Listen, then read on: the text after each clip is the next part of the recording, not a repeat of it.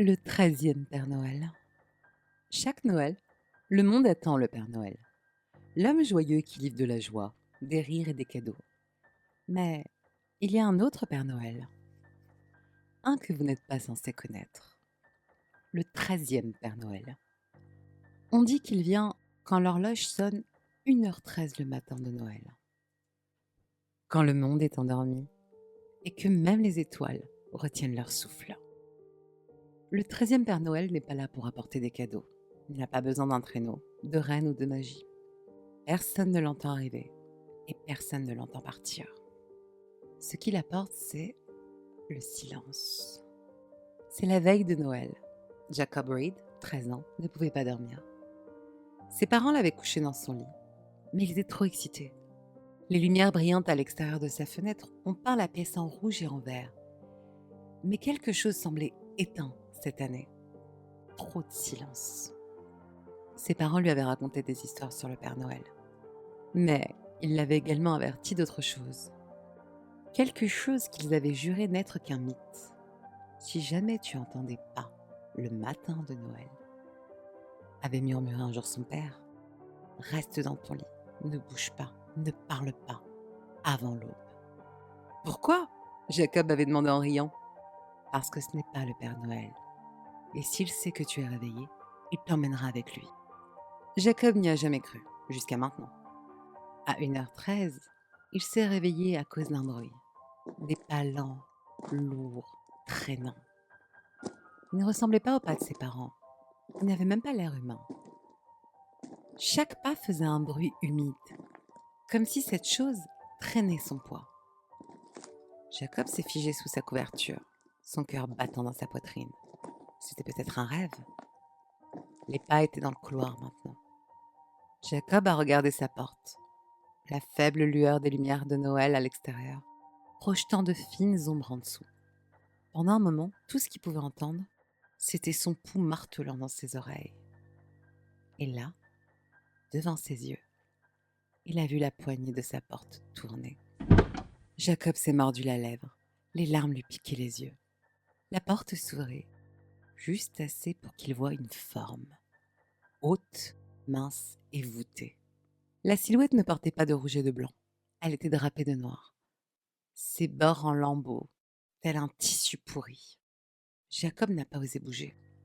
La chose devant la porte respirait, lentement, comme le vent sifflant à travers une pierre tombale fissurée. Sa tête s'inclina, et dans la faible lumière, Jacob l'a vu. Son visage. Ce n'était pas joyeux, rond, gentil. C'était long et squelettique, avec une bouche béante tordue en un sourire non naturel. Ses dents étaient noircies, déchiquetées et bougées, cliquant ensemble comme des carillons éoliens. Deux trous vides le regardaient fixement. Il n'avait pas de globe oculaire. Et pourtant, Jacob avait compris que cette chose pouvait le voir. Le 13e Père Noël est entré dans la pièce. Jacob ne pouvait pas crier. Sa poitrine se resserrait alors que la silhouette glissait sur le sol.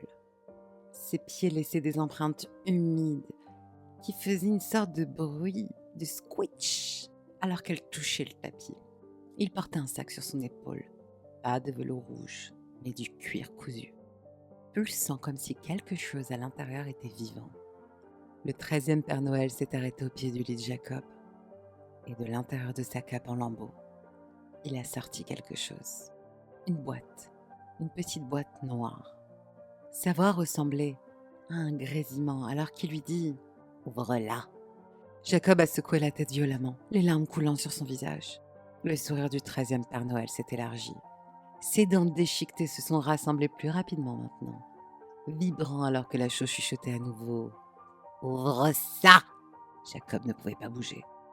La boîte a commencé à palpiter contre sa poitrine, comme si elle avait son propre rythme cardiaque. « Il est réveillé !» Une voix à l'intérieur de la boîte a chuchoté, douce, enfantine, mais remplie de terreur.